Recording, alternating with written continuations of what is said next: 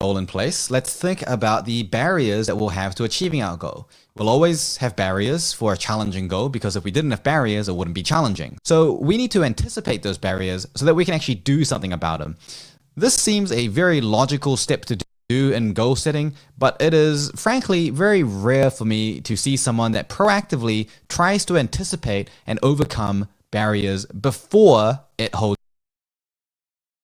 them back. So when we're thinking about the types of barriers that we have, it's important to realize that there is a difference between action and plan versus intention, like I said before. So I want you to think about this analogy.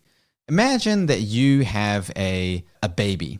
Okay, and let's assume maybe you have a baby. If you don't have a baby, just imagine you have a baby, and let's assume here that you love this baby. It's your baby, and you want to keep this baby safe. Let's say now that you're at home and you're home alone with the baby and you're thinking, oh man, I need to go out and buy some groceries. It's going to be, 40 minutes to go out, get the groceries and come back. I need to make sure that the baby is safe while I'm gone out of the house for the next 40 minutes to an hour. So in order to make sure that the baby doesn't choke on something or touch something that's dangerous, we may hire a babysitter. We may put the baby in like a cot or something, set the baby alarm, let a neighbor know. Or we may just decide there's no really good way to make sure that the baby is protected here. I'm probably just not going to go out to get the groceries. I'll just Uber Eat something instead. We wouldn't say, let's just put the baby in the middle of the room. And I'm just going to really hope that the baby is safe. All right. And I'm just going to leave for the next hour. And I just hope that nothing happens. I didn't really do anything about this, but I hope. I'm sure my willpower and intention alone will form some kind of ethereal barrier around this baby to make sure that it doesn't touch anything. That's just kind of not how the world works. And that's not how the world will work when it comes to your plans either. And the way that we think about this in the context of a baby is very obvious. But time is one of the most important things that we have. And we do very little to protect our time. So let's say now that you've scheduled something. You've said, hey, one of the things that I really need to engage in is mindfulness meditation. I'm going to do 10 minutes every single morning and then 10 minutes in the evening. Great plan. And as soon as you make that plan, you may feel good about yourself and you may feel like you're turning your life around or whatever great feelings that you have. And that's good. It's good to feel good. However, it doesn't actually mean anything unless you're executing on that schedule and that plan. It's another reason why people will often send me a screenshot of their calendar or whatever it is and say, hey, Justin, what do you think about my schedule? It means nothing what is planned. The only thing that matters is the lived, real experience of trying to execute on that plan. So let's think about protecting our time like we would protect a baby and do actual things to make sure that that time is protected. The first thing is that if the spot that we are scheduling something, if that block of time is a high risk zone, there just may not be anything that you can do to realistically protect it. So for example, if you are in a battlefield and there's bullets whizzing past you everywhere, it's just not a good idea to leave a baby pretty much anywhere in that environment because it's just high risk in general. Short of building like a nuclear bunker and putting the baby inside, whatever it is, there's not really much that you can do. A common example of this would be people scheduling things early in the morning before work or before school or whatever, but they're not a morning person to begin with. They don't wake up early to begin with. And actually, this is the thing that's meant to motivate them to get up. If you previously have not really demonstrated that you're able to consistently get up and do things in the morning, there's no reason to believe that actually scheduling something that you think is an important task at this spot where you've never demonstrated the ability to execute on that is going to suddenly now make you do that. It's like needing to create a habit, and so you pin it upon the entire premise that you'll be able to create an entire new habit just to create that. It's like being a serious smoker and saying, okay, well, in order for me not to smoke, I'm going to make sure that every time I'm riding my bike, any day that I ride my bike, I'm not going to smoke a cigarette. Except I don't ride a bike. So we're basically saying that in order for this to succeed, we need to develop an entire new fundamental habit on top of that. Don't do that. Start with making the habit of getting up early first. Once you're able to develop that consistently with resilience, then yes, you can start utilizing that time for other things.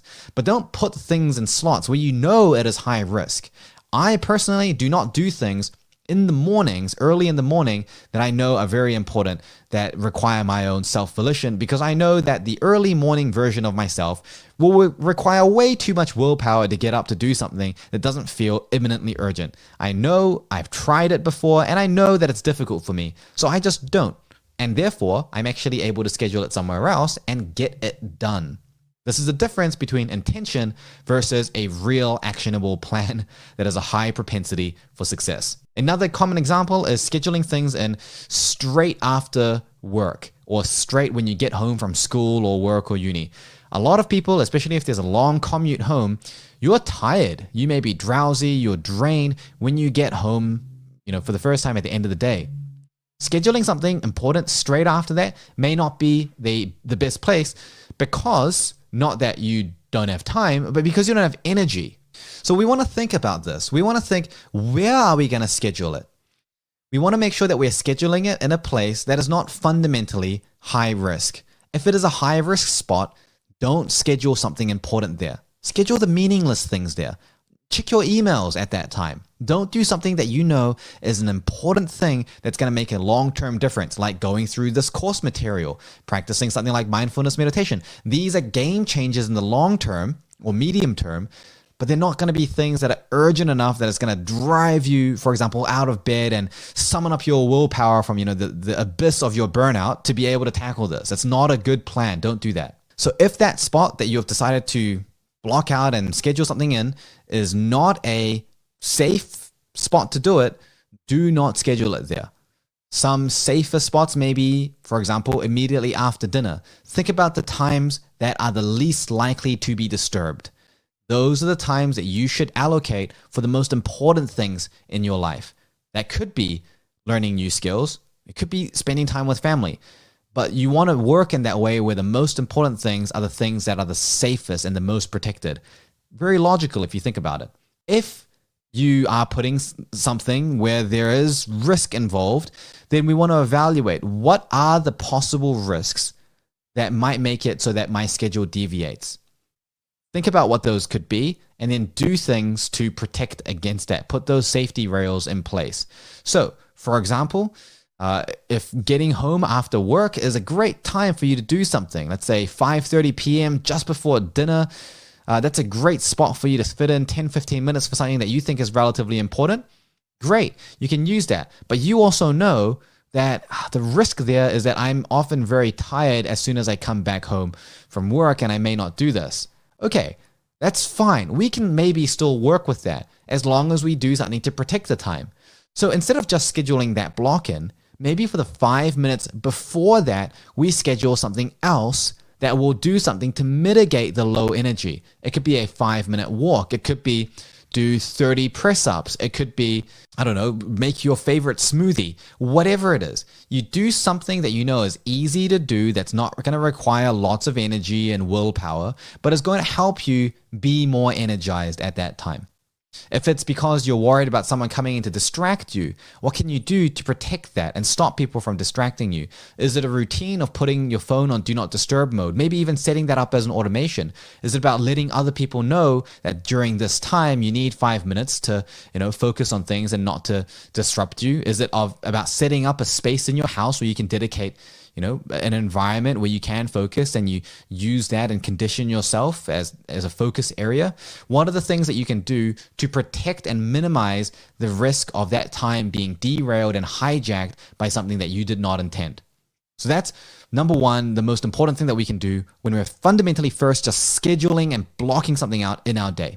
And then we document this in our plan in terms of our specific actions that we're going to take to protect our time. And again, do not add intentions. Simply saying, I'm going to try my best to do it at that time means nothing. Intentions mean nothing if it's not backed up by the actual actions in the real world that make it occur.